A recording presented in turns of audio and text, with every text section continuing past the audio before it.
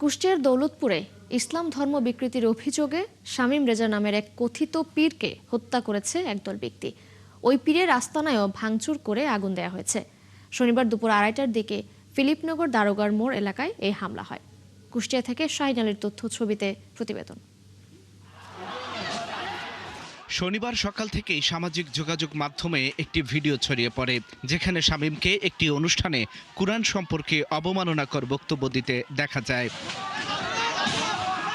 Video দেখার পর এলাকায় উত্তেজনা ছড়িয়ে পড়লে ক্ষুব্ধ জনতা তার আস্তানায় হামলা চালিয়ে ভাঙচুর ও অগ্নিসংযোগ করে এবং শামীমকে বেধড়ক মারধর করে। পরে হাসপাতালে চিকিৎসাধীন অবস্থায় তার মৃত্যু হয়। ভাঙচুর হচ্ছে নিচে, তারপরে কিছু মানুষ উপরে আসার পরে আমাকে মারা শুরু করে, মারতে নিচে নামায়। এলাকার লোকজন জানান, শামীম রেজা পীর হিসেবে এলাকায় পরিচিত ছিলেন। তার বিরুদ্ধে নিজেকে কখনো আল্লাহ, কখনো নবী বা ভগবান দাবি করার অভিযোগও করেন কেউ কেউ। উনি কখনো হচ্ছে খ্রিস্টানের কাজ করতেন, কখনো হিন্দুর কাজ করতেন, মানে সম্পূর্ণ ব্যতিক্রম। এর কারণে হলে পারে কিছু হচ্ছে ধর্মীয় যারা আছে তাদের চোখে পড়ার পর তাদের সাথে একটা হচ্ছে বাদ দ্বন্দ্ব হওয়ার কারণে ওরা যে পরিবেশে থাকে এই পরিবেশে আমি থাকিনি, কার্যক্রম আলাদা আমার। কারণ আমি মসজিদে যাই, এরা মসজিদে যাই না, পরিষ্কার কথা শুনে। আমরা রোজা করি যেভাবে, ওরা রোজা করে অন্যভাবে। ঘটনাস্থল পরিদর্শন করে দৌলতপুর আসনের সংসদ সদস্য বলেন, সমাজে কেউ অন্যায় করলে তার জন্য প্রশাসন আছে, এর বাইরে কারো আইন হাতে তুলে নেয়ার সুযোগ নেই।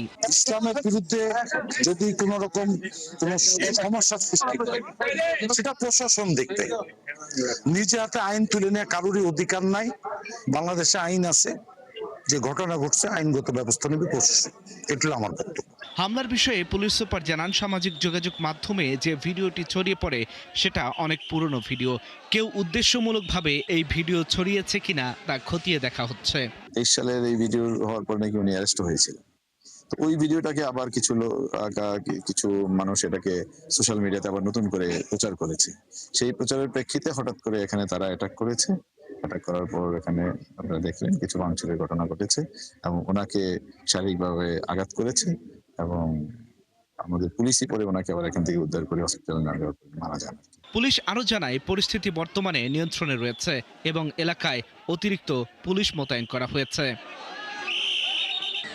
আল ইমরান, ৭১।